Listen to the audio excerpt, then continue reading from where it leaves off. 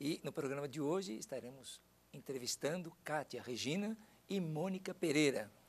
Elas são dependentes químicas em recuperação e também uma delas é codependente. Estarão abordando o tema a vida após as drogas. Portanto, se você, telespectador, tem um ente querido, ou você mesmo que esteja ouvindo, seja um abusador ou está nesse caminho, fique muito atento, atentas, porque hoje estaremos entrevistando duas mulheres, porque realmente é fantástico o depoimento dessas duas moças.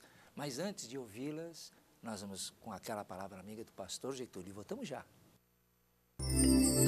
Olá, você que está conosco no programa Família, toda a equipe do programa, particularmente o Cláudio. Desejo que a graça de Cristo Jesus preencha o seu coração. Nesse momento eu quero trazer a você uma palavra de esperança, uma palavra de desafio e uma palavra de ânimo da parte de Deus para o seu coração. Eu quero ler com você o Salmo de número 37, 3 versos, particularmente do Salmo 37. Verso 3, verso 5 e o verso 7. O salmista diz assim: confie no Senhor e faça o bem, assim você habitará na terra e desfrutará segurança. O verso 5 declara: entregue o seu caminho ao Senhor, confie nele e ele agirá. E o verso 7 declara: descanse no Senhor e aguarde por ele com paciência. Pense nessas 3 verdades. A gente luta muito. Eu sei que você tem dificuldades, problemas, você tem angústias, temores. Quanta coisa bate no seu coração e na sua mente a cada minuto de cada dia. Nós confiamos em tudo, mas muitas vezes esquecemos de confiar em Deus. O primeiro desafio: confie em Deus. Ele vai te ajudar. Ele vai te dar o suporte necessário. Ele vai te mostrar a direção. Confie em Deus. O texto diz: confie em Deus e faça o bem. Faça a sua parte. Assim você habitará na terra. O habitar na terra é muito mais do que apenas residir, morar, estar, viver. É viver bem, é viver com qualidade, é conquistar a liberdade, é conquistar a cura, é conquistar a vitória sobre as coisas que oprimem e escravizam o seu coração.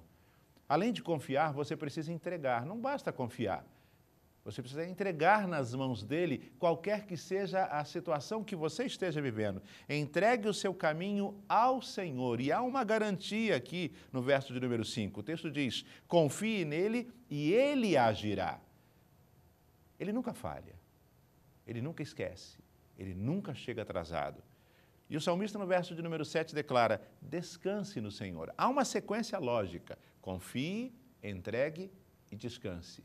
Descansar é quando você passa a responsabilidade para ele e deixa que ele cuide. Você se exime não da responsabilidade ou do comprometimento, mas se exime da ação que só ele pode fazer. Lembre-se, ele é o poder supremo, aquele que pode todas as coisas, aquele que quer agir em seu favor, aquele que pode agir em seu favor. Nós nada podemos. Então lembre-se, confie no Senhor. Entregue o seu caminho ao Senhor e descanse nas mãos de Deus, sabendo que como Pai Celestial, Ele cuida de você. Que Ele te abençoe, que Ele te guarde, que Ele ilumine a sua mente e o seu coração e que Ele te ajude a experimentar a vitória que você procura. É isso aí, pastor. Palavras muito apropriadas, principalmente nessas entrevistas que faremos agora, porque esse é um programa. O nosso programa de recuperação é um programa literalmente de entrega, para depois colher esses frutos, sempre confiando no poder maior. Maravilha! É que logo, logo nós vamos falar com vocês. E, portanto, se você tem hoje, novamente, alguma dificuldade no tema, precisa, está aí coçando a orelhinha, nossa, tem tantas coisas que eu gostaria de conversar, liga para cá, fala com a nossa querida Lu, através do hotline, hoje a minha língua está meio um pouquinho atrapalhada, porque a gripe pegou muita gente, e a mim também. 11 973 18 84 36, ou pelo nosso e-mail, programaabc@netserviços.com.br, serviço sem cedilha. E continue tirando as suas dúvidas, porque a sua opinião é muito importante para nós. E agora vamos entrevistar as nossas duas companheiras, Mônica e Kátia. Tudo bem com vocês? Tudo Prazer em tê-las conosco, uma vez que a Mônica já há alguns anos, um ano e pouco atrás, já esteve com a gente. 2 anos. 2 anos. Pois é, mas a gente sentiu saudades, porque temos muitas moças, mulheres, senhoras, jovens, principalmente hoje, que muitas vezes duvidaram daquilo que um dia vocês também duvidaram, não é? Então, hoje nós vamos conversar exatamente que há uma qualidade de vida após ter utilizado as substâncias. É assim que começou, Mônica, com você? O quê? Qualidade de vida? A qualidade de vida não, assim, a curiosidade de usar alguma substância psicoativa. Foi curiosidade. Que idade que você tinha, você lembra? 14 anos. 14 anos. Com álcool. Com álcool. E você, Kátia? Com álcool, 15 anos. 15 anos. E as coisas aí depois começaram, deram continuidade ou parou naquele momento? Não. Eu achava que na minha concepção eu bebia socialmente, né? Mas o socialmente era assim, praticamente todos os dias, de baladinhas, principalmente enquanto eu não visse o finzinho ali da garrafa ou do copo, eu não parava, né? Mas não, eu bebo socialmente, a hora que eu quiser eu paro. E não foi bem assim. E durante esses 15, foi perpetuando durante quantos anos a mais? Praticamente até uns 2 anos atrás. Né? Foi assim com o álcool. Com álcool. Você só teve problema com o álcool. Não, tive com a química também. A química eu tive curiosidade de conhecer, porque além de uma adicta, eu sou codependente, né? E o meu filho, ele usava química e o meu marido também. Aí eu tive curiosidade para saber o que levava, né, a essa loucura deles. Eu falei, não dá nada, não pega nada. Só que, muito pelo contrário, quando eu fui ver, eu já estava no fundo do poço mesmo, já estava totalmente envolvida nisso. Né? Mas utilizavam todos juntos? Não. O filho nunca usou perto, sempre longe da mãe, porque ele tinha o respeito, né? E da mesma forma, eu também não tive coragem de usar perto do meu filho, mas com meu marido, sim. O seu marido e você utilizavam juntos? Isso durante alguns anos? Durante 3 anos. 3 anos. 3 anos aqui. E aí o que ocorreu naquele momento? A gente, brigas assim não tinha, né? Mas assim, passava a noite assim, claro, bebendo, usando drogas. Aí depois um ficava com desconfiança do outro, sabe? Essas coisas assim que levavam a gente a fazer loucuras. Perdi o gosto de ir para o trabalho, aí no dia seguinte falava, nossa, por que eu fui fazer isso? Nunca mais eu quero usar isso. Mas era nunca mais até um horário. Chegava aquele horário, já te atiçava novamente, né? Você tinha que usar a química novamente. E com você, Mônica, foi somente o álcool ou Não. teve outras coisas? O álcool eu comecei com 14 anos e com 22 anos eu conheci a química. Mas o álcool foi 19 anos e desses 19, 7 anos de drogadição. Alguma delas, por exemplo, o álcool foi por curiosidade, foi por estar no embalo, era moda, era o grupo? Eu acho que mais assim, para se enturmar, né? Mais para se enturmar? Se enturmar, aquele grupinho formado. Aí não tinha conhecimento nenhum, né? Ia para as baladas e estava ali, todo mundo estava bebendo.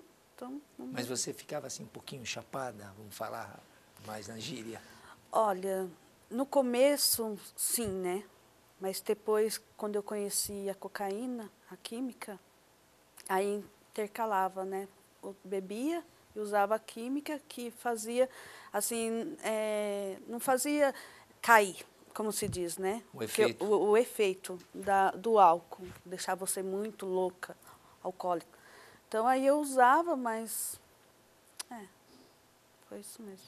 E seus pais, no caso, como era assim, aquela coisa de regras, de limites, existia isso? Existia. Existia? Existia. E mesmo Mas assim você furava? eu furava. Eu tinha horários para chegar, eu nunca chegava no horário. Todas as vezes meu pai sabia onde eu estava, ele ia me buscar, né? Abria a porta do carro, aí eu entrava, era sempre a mesmo, tipo um ritual. Né? Eu entrava em casa, aí ele sentava lá na cadeira, na mesa, ficava naquele sermão de 2 horas, e eu dormia. Aí depois começou a ver, era uma rotina, sabe? O seu irmão? O sermão, ele ia lá me buscar, porque ele sempre ia buscar. Aí quando os meus amigos via na época, assim, falavam assim, ah, Mônica, seu pai. Tipo, já não era novidade, né? No começo, as pessoas se assustavam, que eu estava lá conversando, tudo, e quando meu pai chegava. Mas ele era bem protetor, né? Assim, ele nunca me espancou, me bateu, para mim tentar aprender. Ele sempre achou que na conversa ele ia abrir minha mente, né? E não. Mas não conseguiu. Não. Isso foi até com que idade? Até os 31 anos. 31 anos. E teve consequências nesses anos, como, por exemplo, trabalho, perda de emprego, Não. estudo interrompido, Não, assim... relacionamento? Não, assim, na escola, né, é aquela coisa.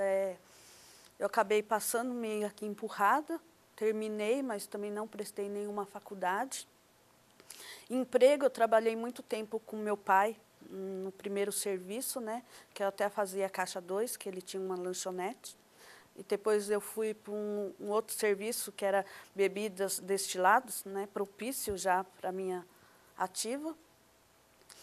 E aí eu entrei em recuperação, tudo, e sempre trabalhando assim, mas isso não você vai entrar em recuperação com que idade? com 31 anos. Ah, com 31, eu estou dizendo Ah. antes. Quer dizer, esses problemas você teve Mas antes de entrar em recuperação. Antes de entrar em recuperação. Mas Então, não assim, eu nunca tive um serviço que durou 1 ano ou 2 anos, ou registrado, porque a minha adicção não deixou, né, acontecer isso. Porque você sempre estava saindo, sempre procurando... Então, você não parava em empregos. Não parava em emprego. E o estudo, você... O estudo, ele foi precário, né? Porque o primeiro colegial ao terceiro, eu fiz suplência. Né? Eu estava numa idade já avançada e eu queria terminar rápido. Então, eu fiz, acho que primeiro em 2 anos, 1 ano e meio para cada. Ou seja, você fez as coisas aceleradas. Aceleradas. Então foram consequências que a gente está percebendo em detrimento ao que você utilizava. O que eu utilizava. Porque ele já não deixava eu viver, né? Tipo assim, eu tinha prazer para viver para a droga, mas não prazer para viver perante a sociedade ou ter uma vida. E seus pais não percebiam os seus comportamentos? Eu sempre melhorava e depois eu piorava, melhorava. Então, nesse estágio... Porque assim, eles não conheciam, não sabiam que existia um grupo de autoajuda, porque na época também... Ou eles também não sabiam que você utilizava drogas? Eles não sabiam. Assim, eles ficavam se enganando, né? Eles falavam assim, acho que não é, tal, aquela coisa, né? Nunca é dentro da nossa casa, é na casa do vizinho. Mas e você também nunca declarou? Também nunca declarei. E eles nunca pegaram? Não, eles nunca pegaram. Só sermões? Só sermões. Assim, né? Meu pai sempre tentava da melhor forma possível abrir minha mente, né? Mostrando a experiência dele de vida, né? E tentando, assim, passar alguma mensagem para mim, me poupar, para mim não sofrer. Mas aí, na ignorância, eu queria ter o meu próprio sofrimento, né? Mas nós vamos chegar lá. E com você, Kátia, como foi no decorrer desses anos de uso, o que você percebeu que foi prejudicando, tanto na sua vida familiar, como modelo de família, como na percepção do crescimento e atenção aos cuidados dos filhos, na sua vida, se é que você tinha uma vida e uma carreira profissional, o que você percebeu que foi prejudicada? Exato. Como eu comecei com a bebida muito cedo, né, com 15 anos, eu nasci numa família de alcoólatras, né, praticamente. Então, eu conheci a bebida lá dentro e parei com o estudo. Logo me casei nova, já grávida, né? E não tive tempo para nada, não consegui construir uma profissão, né? Eu tive um estudo para uma profissão. Fiquei 12 anos casada e apanhei muito do marido devido à bebida também, porque o ex-marido bebia demais, né? Ele não era um dependente químico, mas sim um alcoólatra. E eu me via sofrendo com isso, mas eu achava que era normal, né? Só que, claro, isso não é por causa da bebida, daí eu me separei, foi difícil para arrumar serviço porque não tinha estudo. Eu me separei já com 3 filhos pequenos, né? Então eu me vi assim, naquela dificuldade. Mas consegui batalhar o estudo. E o meu filho, ele começou a me dar problema, ele tinha 10 anos de idade quando começou a dar problemas com droga, né? Abusando vegetal. E eu não podia repreender. Como eu tinha o direito de repreender, se eu estava usando uma bebida, se todo final de semana, ou praticamente quase todos os dias, ele via eu me embriagando, né? Bebendo dentro de casa. E aí eu pedi para ele morar com o pai dele, porque eu também já não tinha mais condições de ficar com ele, porque minha mãe ajudava a olhar, eu tinha que sair para trabalhar, né? E assim, foram perdas imensas, porque eu não pude ficar perto dele na época que ele mais precisava, foi onde ele desandou de uma vez, né? E assim, é aquele amor. Eu não conseguia chegar nos meus filhos e dar um beijo no rosto, falar, olha, a mãe te ama, olha, eu quero te ajudar. Era sempre aquela coisa assim, com ressentimento. Mas por que eu estou fazendo isso? Será que é um fingimento? E da mesma forma eles também não chegam, até hoje, é difícil eles chegarem em mim e dar um beijo. Mas foi por quê? Por causa dessa convivência, né? Você não fez isso, você não passou. Não, eles não viram também entre você e seu companheiro. Exatamente, eu não tive amor tanto do companheiro como amor de família também, porque eu com a minha família, minha mãe e meu pai também, nós não éramos assim. Então, foi tudo isso por causa realmente da bebida, da droga, né, da dependência. Quer dizer, você está nos dizendo que o álcool tirou aquela coisa gostosa, acolhedora, afetuosa, a convivência mais aconchegante do lar. Isso, exatamente. Ficaram Ficou, né, todos segregados, juntos, mas distantes, e no final acabou comprometendo ainda o filho que acabou pegando a mesmo, assim, não, enfim, ele já foi direto... foi para as drogas, para a droga química direto, também. isso. E seu filho hoje tem que idade? Hoje ele está com 22 anos, né?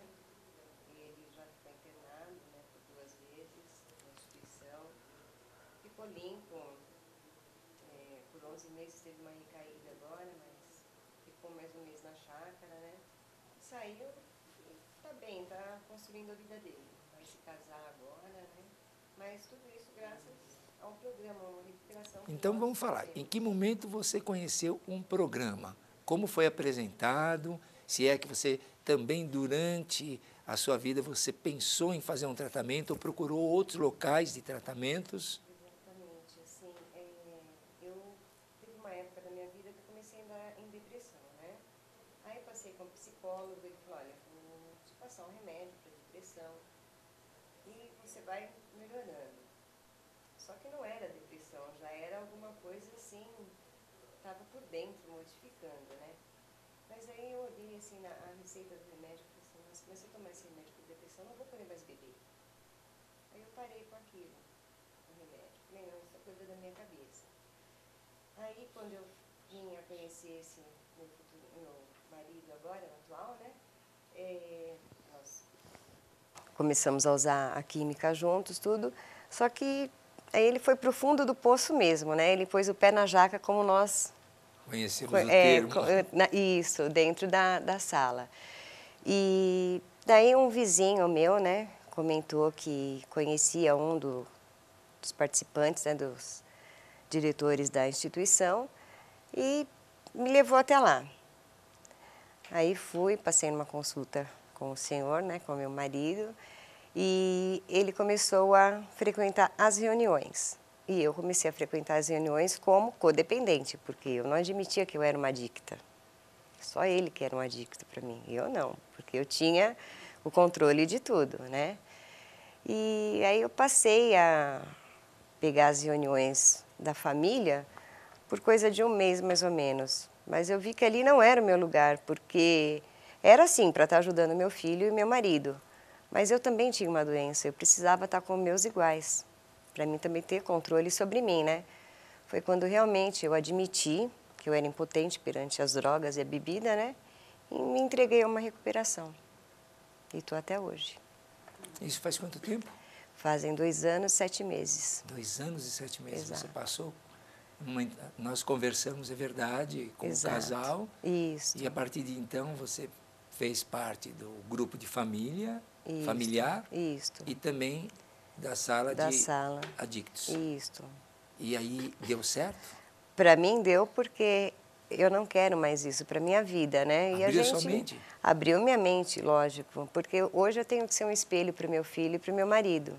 Eles já tiveram recaídas e graças a Deus eu me mantive firme, né? Então, para mim isso não é vida. Eu vi que isso não leva a nada. E você participa até hoje de grupo? Participo todos os dias. Estou em reuniões, estou coordenando uma sala também, né? E Parabéns. está muito bom. Que bom.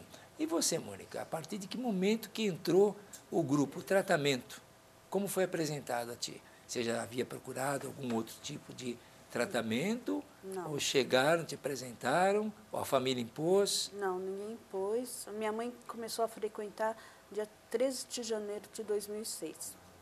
Há 7 anos atrás. É. E aí ela foi, mas ela não falava onde ela estava indo.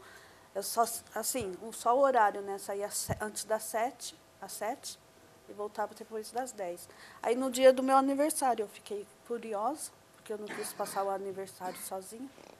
Aí eu falei assim, eu quero ir aonde vocês estão indo.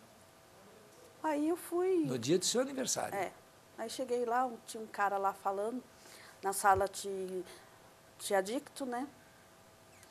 E aí ele tava falando, falei assim, nossa, mas a minha mãe veio aqui e falou da minha vida pro cara. Caramba, hein? Mas, tipo assim, era um depoimento, uma identificação, né? Total. Eu tive uma identificação total dentro da sala. Assim, completa. No primeiro dia? No primeiro dia. E você achou que a mãe tinha falado com o rapaz? Eu achei que ela tinha, assim... Passado para ele o que você tinha feito? Tinha feito. E aí eu percebi que não, que cada partilha era um detalhe da minha vida, né? Era um acontecimento que tinha acontecido, era uma perda, né? Igual, assim, na sua pergunta anterior, você perguntou, né? Qual que foi a sua perda? Não foi nem perda material, porque eu cheguei no grupo sem profissão, né? Espiritualmente, sem nada. Mas eu cheguei com um filho. E, assim, é uma luta constante, porque assim, até o momento, né? Assim, eu luto para ser mãe dele.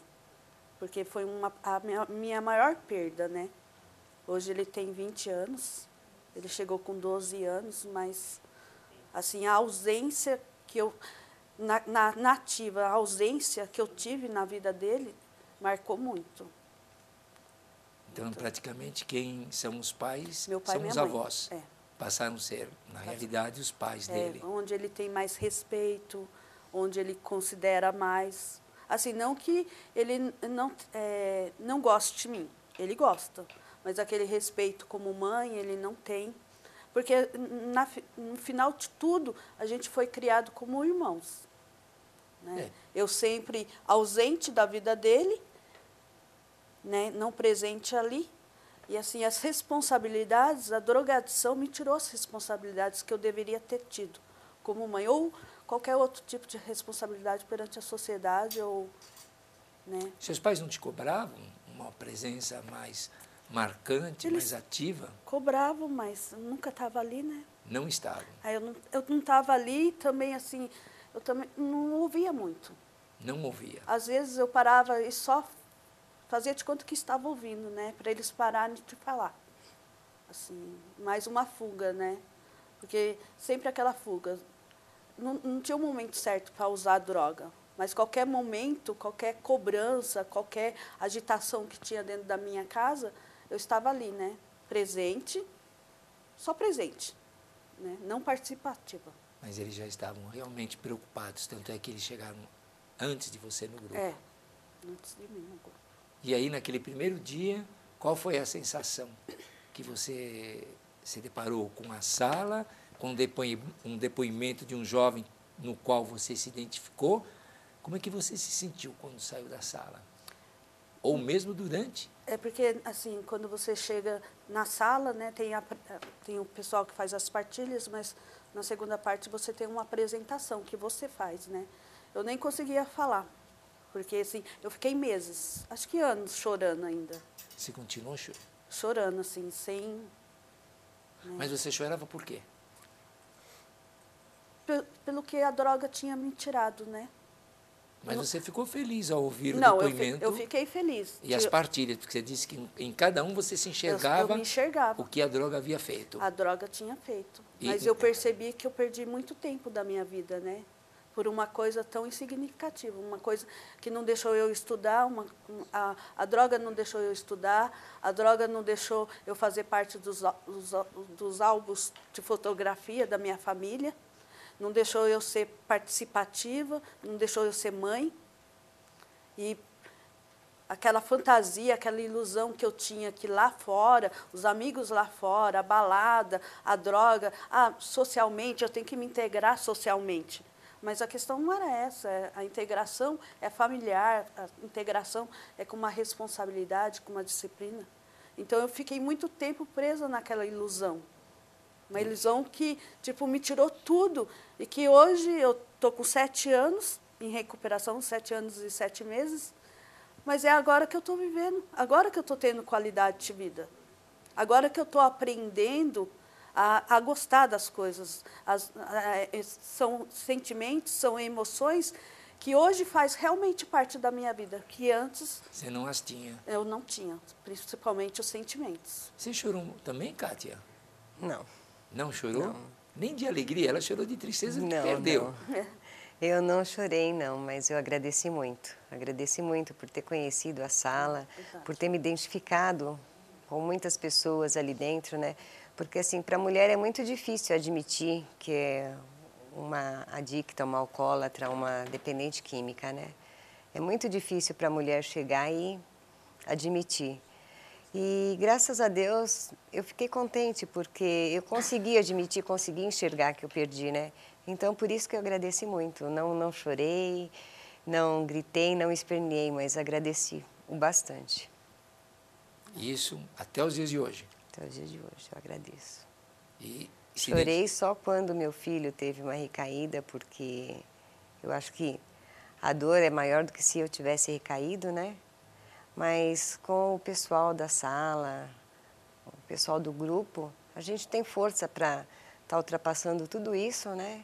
E conseguir entregar para Deus e conversar e conseguir as vitórias. Mas isso tudo dentro de uma sala de recuperação, porque fora da sala a gente não consegue, principalmente sozinho. É isso aí, telespectador. Você está acompanhando o depoimento de duas moças que tiveram perdas. Elas estão colocando as perdas e logo mais vamos falar também desses novos ganhos com esse abrir de mente e de alma. Até já.